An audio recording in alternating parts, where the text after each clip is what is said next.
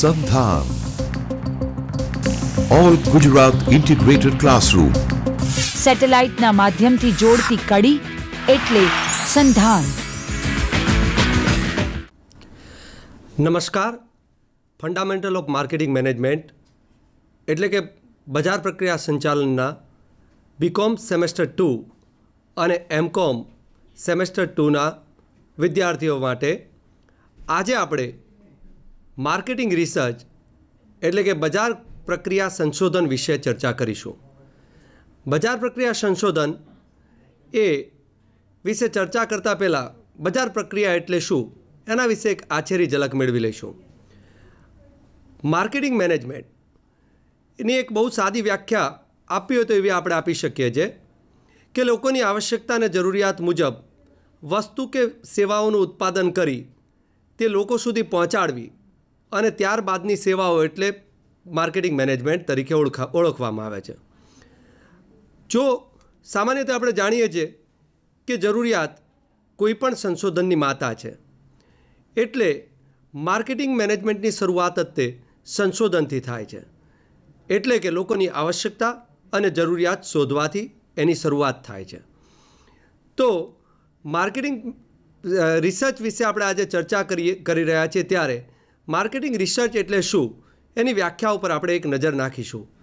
આપણે જોઈ શકીએ છીએ કે માર્કેટિંગ મેનેજમેન્ટની વ્યાખ્યા વેલ માર્કેટિંગ રિસર્ચ વિશે બોલતા જણાવે છે કે માર્કેટિંગ સંશોધન એ બજારનું જોખમ ઘટાડવાનું વ્યવસ્થિત પ્રયત્ન છે અને માર્કેટિંગ સંશોધનનું મુખ્ય કાર્ય છે જેને આધારે ધંધાની યોજના નક્કી થાય છે. તેવી હકીકતોનો પાયો વિસ્તૃત કરવાનું છે. અર્થાત માર્કેટિંગ સંશોધન એ બજારનું જોખમ ઘટાડવાનો એક વ્યવસ્થિત પ્રયત્ન છે. એટલે કે જે પ્રયત્ન દ્વારા સંશોધન કરીને સંશોધનને આધારે ધંધાની યોજના નક્કી થાય છે અને યોજનાના આધારે હકીકતોનો પાયાનો વિસ્તૃત વિચાર કરવામાં આવે છે. આ વેલની વ્યાખ્યા વિશે આપણે વાત કરીએ છીએ. બીજી એક વ્યાખ્યા આપણે ચકાસીશું.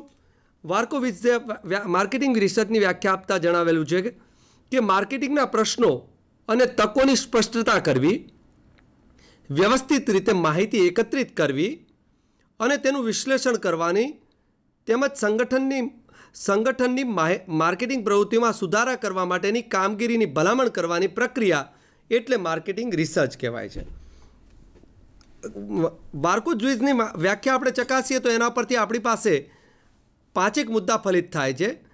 એક મુદ્દો આપણી પાસે છે કે પ્રશ્નો અને તકોની સ્પષ્ટતા કરવી, એટલે કે ડિફાઇનિંગ ધ પ્રોબ્લેમ્સ. વ્યવસાયમાં એટલે કે માર્કેટિંગ સંદર્ભે જે કોઈ પ્રશ્ન છે એ પ્રશ્નને વ્યાખ્યાયિત કરવા માટે એની અથવા જે કોઈ તક છે એ તકને વ્યાખ્યાયિત કરવા માટે એની પહેલાં પાયાની સ્પષ્ટતા જરૂરી છે. પછી તે માટે વ્યવસ્થિત રીતે માહિતી એકત્ર કરવી અને એનું વિશ્લેષણ કરવું, એટલે કે ડેટા કલેક્શન અને ડેટા એનાલિસિસ. આ બંને બાબત ઉપર પણ ભાર મૂકવામાં આવેલો છે. અને માર્કેટિંગ પ્રવૃત્તિઓમાં સુધારા કરવા માટેની કામગીરી અંગે ભલામણ કરવી. માર્કેટિંગ રિસર્ચનો આ પાયાની બાબત છે, કારણ કે જે જરૂરિયાત માટે માર્કેટિંગ રિસર્ચનો અમલ કરવામાં આવેલો છે અથવા માર્કેટિંગ રિસર્ચની શરૂઆત કરવામાં આવેલી છે અથવા માર્કેટિંગ રિસર્ચનો કાર્યક્રમ અમલીકરણ કરેલો છે, એ કાર્યક્રમ મુખ્યત્વે વ્યવસ્થા તંત્ર માટે પાયાની ભલામણો માટે કરવામાં આવેલો છે. તો આ બંને વ્યાખ્યા ઉપરથી આપણી પાસે એક ફલિત થાય છે. અને એમાં તે ખાસ કરીને વાર્કોવિત્ઝની વ્યાખ્યા આપણને કહે છે કે માર્કેટિંગ રિસર્ચમાં મુખ્યત્વે તકો અને સમસ્યાને વ્યાખ્યાયિત કરવી, એને વર્ગીકરણ કરવું અને વર્ગીકરણ કરીને ચોક્કસ ભલામણો એકમને સૂચવવી કે જેથી કરીને માર્કેટિંગ કાર્યક્રમો અમલી બને. તો આપણી પાસે માર્કેટિંગ રિસર્ચની આ બંને વ્યાખ્યાઓ આપણે જોયેલી છે. હવે આપણે જાણીએ છીએ કે માર્કેટિંગ રિસર્ચ જો કરવામાં આવે છે તો શા માટે કરવામાં આવે છે, એની પાછળના ઉદ્દેશો શું છે, અને જો કોઈ પણ વસ્તુ મહત્ત્વની ન હોય તો આપણે ક્યારેય એને ઉપયોગમાં લેતા નથી. તો એના માટે આપણે પહેલી વસ્તુ નજર સમક્ષ લાવીએ છીએ તો આપણે બાબતો ઉપર નજર ફેરવીએ છીએ કે જેમાં માર્કેટિંગ રિસર્ચ અંગે આપણને મહત્ત્વતા દર્શાવવામાં આવેલી છે. માર્કેટિંગ રિસર્ચના મહત્ત્વ વિશે વાત કરવામાં આવે તો પહેલું મહત્ત્વ છે લક્ષ્યાંકિત બજારની જરૂરિયાતો અને ઈચ્છાઓ જાણવી.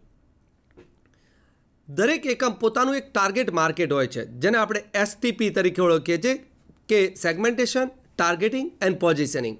તો આ STPમાંથી આપણે આપણું એક અગાઉથી નક્કી કરેલું એક લક્ષ્યાંકિત બજાર છે, જેને આપણે ટાર્ગેટ માર્કેટ તરીકે ઓળખીએ છીએ. તો આ ટાર્ગેટ માર્કેટમાં જે આપણા ગ્રાહકો છે, એ ગ્રાહકોની જરૂરિયાતોની ઈચ્છા જો આપણે જાણી શકીએ તો એ મુજબની આપણે વસ્તુ કે સેવાનું ઉત્પાદન કરી શકીએ છીએ.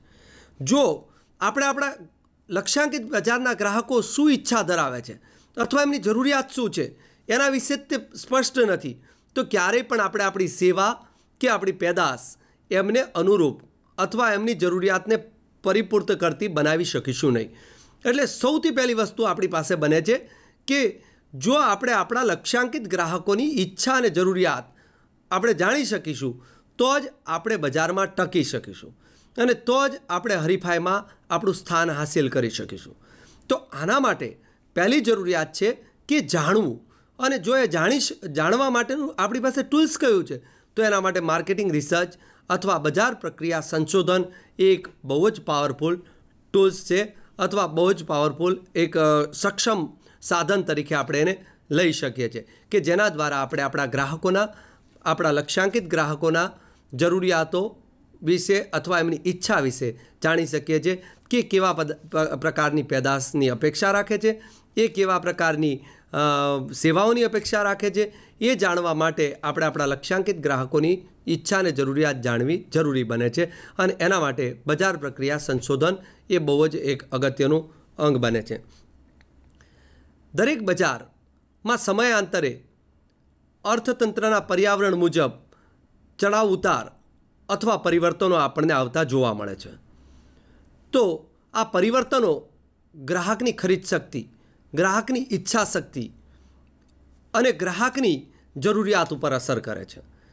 તો બજારના પરિવર્તનો જાણવા માટે બજાર પ્રક્રિયા સંશોધન એક પાયાની બાબત બને છે. તો બજારના પરિવર્તનોની જાણકારી બજાર સંશોધન સિવાય અથવા બજાર પ્રક્રિયા સંશોધન સિવાય આપણે મેળવી શકતા નથી. હરીફાઈનો અસરકારક સામનો કરવા માટે, હરીફાઈમાં ટકવું હોય તો આપણે આપણી પેદાશ અને આપણા ગ્રાહકો વિશે જાણતા હોવા જોઈએ. આપણે હરીફોની પેદાશ અને હરીફોના ગ્રાહક વિશે પણ આપણે જાણતા હોવા જોઈએ. આપણે આપણી વ્યૂહરચના અને હરીફોની વ્યૂહરચના વિશે પણ જાણતા હોવા જોઈએ. હરીફાઈમાં જો ટકવું હોય તો આપણે બજારમાં આવી રહેલા પરિવર્તનો, બજારમાં થઈ રહેલી ફેશનોને બદલાવ વિશે પણ જાણતા હોવા જોઈએ. જો આ વિશે જાણકારી મેળવવી હોય તો કોઈ આપણને આવીને કહી જવાનું નથી. એના માટે ઉત્પાદકે પોતે જ તે ગ્રાહકો વચ્ચે જઈને અથવા ગ્રાહકોના મંતવ્યો દ્વારા, સંશોધન દ્વારા જ જાણવું પડે છે. અને જો આ ઉત્પાદક પોતાની પેદાશ કે સેવા માટે આ માહિતી મેળવી શકે છે તો જ એ હરીફાઈમાં પોતાનું સ્થાન ટકાવી શકે છે. અન્યથા ઉત્પાદક હરીફાઈમાં ટકી શકતો નથી અને એ એકમ હરીફાઈમાંથી બહાર ફેંકાઈ જાય છે. આપણે ઘણી બધી પેદાશ વિશે આવું જાણી શકીએ છીએ કે જે પેદાશ બજાર સંશોધનના અભાવે હરીફાઈમાં ટકી શકેલી નથી અને એ પેદાશ નાશવંત થયેલી છે. અને જો હરીફાઈમાં ટકવા માટે એણે સંશોધન કરેલું છે, આપણે જાણી શકીએ છીએ કે ભૂતકાળમાં આપણી પાસે રેકોર્ડ પ્લેયર હતા, રેકોર્ડ પ્લેયરમાંથી આપણે કેસેટ પ્લેયર ઉપર આવ્યા, કેસેટ પ્લેયર ઉપરથી આપણે VCD પ્લેયર ઉપર આવ્યા, ત્યાંથી આપણે DVD પ્લેયર ઉપર આવેલા છીએ અને DVD પ્લેયર ઉપરથી આપણે એક નાનકડી ચિપ્સ ઉપર અઢળક ગીતો અને અઢળક મૂવીઝ રાઇટ કરીને આપણે જોઈ શકીએ છીએ. આ સમગ્ર જે આખી ઘટના છે અને જે સમગ્ર આખો બદલાવ છે એ બદલાવ બજાર પ્રક્રિયા સંશોધન વિના ક્યારેય થઈ શકતો નથી. ઘણી બધી કંપનીઓ છે જે કંપનીઓ આ ક્ષેત્રમાં હતી, જે કંપનીઓ બજાર સંશોધન ન કરી શકી અને બજાર સંશોધન ન કરવાના પરિણામે એ હરીફાઈમાંથી બહાર નીકળી ગઈ છે. ઘણી બધી કંપનીઓ છે કે જે સતત આની સાથે સંશોધનમાં હતી, જે બહુ સામાન્ય સ્થિતિમાં હતી અને એ જગ્યાએથી એ કંપનીઓ આજે બજારમાં બહુ મોટો હિસ્સો ધરાવતી કંપની તરીકે આપણી સામે અસ્તિત્વમાં છે. એની પાછળનું મુખ્ય કારણ છે બજાર પ્રક્રિયા સંશોધન, એટલે કે માર્કેટિંગ રિસર્ચ. માર્કેટિંગના ખ્યાલનો વ્યવહારમાં ઉપયોગ, માર્કેટિંગનો ખ્યાલ જ કહે છે કે ફાઇન્ડ વોન્ટ્સ જાણવા માટે મારે મારા ગ્રાહકોની આવશ્યકતાની ઈચ્છા જાણવી છે તો એના માટે મારે સંશોધન કરવું પડે છે. માર્કેટિંગની બેઝિક ઇનિશિયલ ડેફિનેશન જ આપણી પાસે આ છે કે ગ્રાહકોની ઈચ્છા અને જરૂરિયાતનું સંશોધન કરવું, તે જાણવી અને તે મુજબ વસ્તુ કે સેવાનું ઉત્પાદન કરવું. આની પ્રાથમિક વ્યાખ્યા છે. એટલે કે માર્કેટિંગના પ્રાથમિક ખ્યાલ જ તે સંશોધનથી શરૂ થાય છે. અને જો માર્કેટિંગના ખ્યાલનો સાચા અર્થમાં ઉપયોગ કરવો હોય તો બજાર પ્રક્રિયા સંશોધન એ સૌથી પાયાનું અથવા પ્રથમ પગથિયું છે એવું કહી શકાય. એટલે કે બજાર પ્રક્રિયા સંચાલનના ખ્યાલનો વ્યવહારમાં ઉપયોગ કરવો હોય તો બજાર પ્રક્રિયા સંશોધન એ બહુ જ અગત્યની બાબત આપણી પાસે બને છે. અને એના ઉપર જો ફોકસ કરવામાં આવશે તો જ તે માર્કેટિંગનો ખ્યાલ તમે વ્યવહારમાં અમલમાં મૂકી શકશો અથવા એકમ વ્યવહારમાં અમલમાં મૂકી શકશે. અન્યથા માર્કેટિંગ એ માત્ર એક થિયરીનો ખ્યાલ અથવા એક પુસ્તકનો ખ્યાલ બનીને રહી જશે. જે એકમ માર્કેટિંગનો વ્યવહારુ ખ્યાલ ઉપયોગ કરવા માગે છે એણે બજાર પ્રક્રિયા સંશોધન એનું પ્રથમ પગથિયા તરીકે સ્વીકાર કરવો જ પડશે. ત્યાર પછીનો મુદ્દો આપણી પાસે છે કે સમાજનું જીવન ધોરણ ઊંચું લઈ જવું.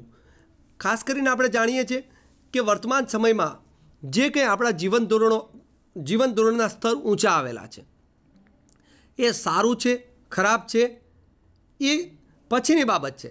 પણ આપણા જીવન ધોરણો ઊંચા આવેલા છે કે આપણા ડ્રેસિંગ્સથી શરૂઆત કરીને આપણા ટ્રાન્સપોર્ટેશનની વાત કરીએ, આપણા એજ્યુકેશનની વાત કરીએ. આજે હું ને તમે આ માધ્યમથી શિક્ષણ મેળવી રહ્યા છે. એ શિક્ષણ ચોક્કસપણે બજાર પ્રક્રિયા સંચાલનની આવશ્યકતા છે અથવા બજાર પ્રક્રિયા સંશોધનની પરિણામે ફલશ્રુતિ સ્વરૂપે છે.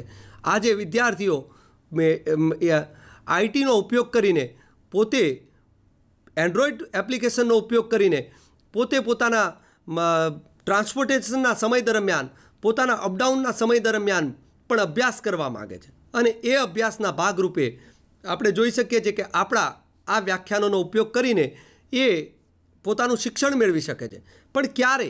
જ્યારે આપણે જાણીએ છીએ કે what is the need of our student, આપણા વિદ્યાર્થીઓની આવશ્યકતા શું છે એ જો આપણે જાણીએ છીએ તો એ સમયે આપણે કહી શકીએ છીએ કે આ આપણે કોઈ એપ્લિકેશન કે આવો કોઈ કાર્યક્રમ આપણા ગ્રાહકોની આવશ્યકતા માટે. આપણા ગ્રાહક કોણ છે? તો કે આપણો વિશાળ વિદ્યાર્થી વર્ગ છે. એ આપણો ગ્રાહક છે કે જે આપણો ઉપભોક્તા છે, જે આપણી સેવાઓનો ઉપયોગ કરે છે. ખાસ કરીને આપણી સેવાઓનો ઉપયોગ કરવા માટે વિદ્યાર્થી હવે આજની ઇન્ફોર્મેશન ટેકનોલોજીનો ઉપયોગ કરીને જ્યારે આપણી સાથે તાલ મેળવવા માગે છે ત્યારે એની આવશ્યકતા છે કે એને આપણે હવે લખેલી સામગ્રી કરતાં એને દ્રશ્ય સામગ્રી એના ઘર આંગણે આપણે પૂરી પાડી શકીએ, એના હેન્ડસેટમાં આપણે પૂરી પાડી શકીએ. અને એ કામ એ બજાર પ્રક્રિયા સંચાલનના ભાગ સ્વરૂપે છે. આ આપણું જે જીવન ધોરણ ઊંચું આવેલું છે કે આપણે એક કલાકમાં અહીંથી એક સ્થળેથી બીજા સ્થળે 1000 કિલોમીટરનું અંતર કાપી શકીએ છીએ. આ અંતર કાપવાની આવશ્યકતા ઊભી થઈ છે. આપણે આપણા ગુજરાતના અધ્યાપક છે એ દિલ્હી જઈને વ્યાખ્યાન આપે છે. દિલ્હીના અધ્યાપકો છે એ આવીને આપણા ગુજરાતમાં વ્યાખ્યાન આપે છે અને વળી પોતાના ઇન્સ્ટિટ્યૂટમાં બપોર પછીના સેશનમાં એ પોતે પોતાના વિદ્યાર્થીઓને એડ્રેસ લાઈવ કરતા હોય છે, પોતાના ત્યાં જ કરતા હોય છે. આ જે આપણું જીવન ધોરણ ઊંચું આવેલું છે, જે આપણું ટ્રાન્સપોર્ટેશન, આપણો પહેરવેશ, આપણી તમામ બાબતોને જે આપણે અપડેટ કરી શકેલા છે એની પાછળ જો કોઈ પણ કારણ હોય તો એ માર્કેટિંગ રિસર્ચ છે. કારણ કે પેદાશ સંશોધન એ માર્કેટિંગ રિસર્ચનો એક ભાગ છે અને માર્કેટિંગ રિસર્ચના ભાગને આપણે જોઈ શકીએ છીએ કે બહુ જ તે આપણે કાર્યક્ષમ રીતે અમલમાં મૂકી શકીએ છીએ. ત્યાર પછીની આપણે જરૂરિયાત જોઈ શકીએ છીએ કે મહત્વતા જોઈએ છે તો જે તકો શોધી કાઢવી અને પડકાર તથા ભયના સામના માટે તૈયાર રહેવું. બજારમાં ઘણી બધી તકો હોય છે. દરેક એકમ પોતાનું હંમેશા SWOT એનાલિસિસ કરતું હોય છે. એમાંથી સૌથી અગત્યની બાબત કોઈ હોય તો એ છે ઓપોર્ચ્યુનિટી. બજારમાં જે એકમ તકને સૌથી પહેલી પારખી શકે છે એ એકમ બજારમાં સૌથી મોટો હિસ્સો મેળવી શકે છે.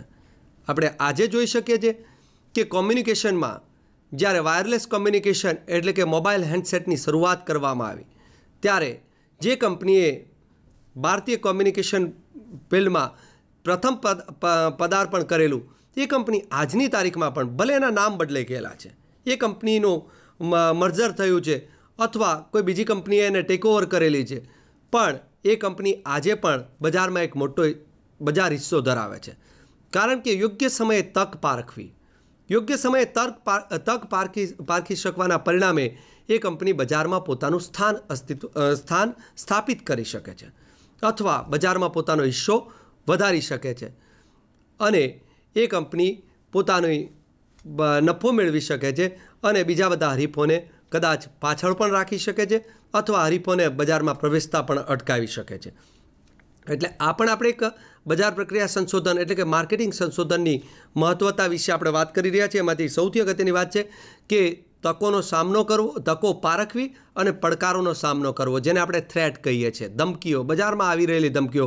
વર્તમાન સમયમાં આપણે બધા જ જોઈ શકીએ છીએ કે એફડીઆઈ ઇન રિટેલ એક બહુ ચર્ચાસ્પદ મુદ્દો છે. એફડીઆઈ ઇન રિટેલ, એફડીઆઈ આપણે જાણી શકીએ છીએ કે આજના દિવસોમાં તે કદાચ આપણું લાઈફ ઇન્સ્યોરન્સ કોર્પોરેશન છે, જે પોતે એફડીઆઈ ઇન ઇન્સ્યોરન્સ સેક્ટર માટે સમગ્ર ભારતલક્ષી એક મોટી રજા અથવા હડતાલ આપી રહ્યું છે. એની પાછળનું કારણ છે કે બજારમાં ઊભી થયેલી ધમકીઓ, જેને આપણે કહીએ છીએ પડકારો. જે વ્યવસ્થાતંત્ર અથવા જે એકમ, જે બજાર પ્રક્રિયા સંચાલક બજારમાં રહેલી આવનારી ધમકીઓને અગાઉથી પારખી શકે છે, એ એકમ ચોક્કસપણે કહી શકીએ કે બજાર પ્રક્રિયામાં અથવા પોતાના એકમને હંમેશા સલામત રાખી શકે છે. કારણ કે ધમકીઓને જો અગાઉથી પારખી શકાય તો એની સામેના રક્ષકો પણ તૈયાર કરી શકીએ છીએ. એટલે આ એક બહુ અગત્યની વસ્તુ છે અને એને આપણે વાત કરી છે. નેક્સ્ટ આપણે વાત કરીએ તો માર્કેટિંગ સંચાલનનું મહત્ત્વમાં માર્કેટિંગ કાર્યક્રમો ઘડવા અને તેમાં સમયાનુસાર સુધારાઓ કરવા. કોઈ પણ એકમ છે એ branding, packaging, advertising, pricing, distributing, જેને આપણે વિતરણ કહીએ છીએ, પ્રોડક્ટ ડેવલપમેન્ટ, પેદાશ વિસ્તૃતિકરણ, પેદાશ સંકોચન, પેદાશને સમૃદ્ધિકરણ, આ બધા જ જે કાર્યક્રમો છે, આ બજાર પ્રક્રિયા સંચાલનના કાર્યક્રમો છે અને આ કાર્યક્રમો સમયાનુસાર બદલાતા રહે છે. આ કાર્યક્રમો સમયાનુસાર હંમેશા બદલાતા રહે છે અને બદલાવતા રહેવા જોઈએ. જો બદલાવવામાં ન આવે તો બજારમાં તમારા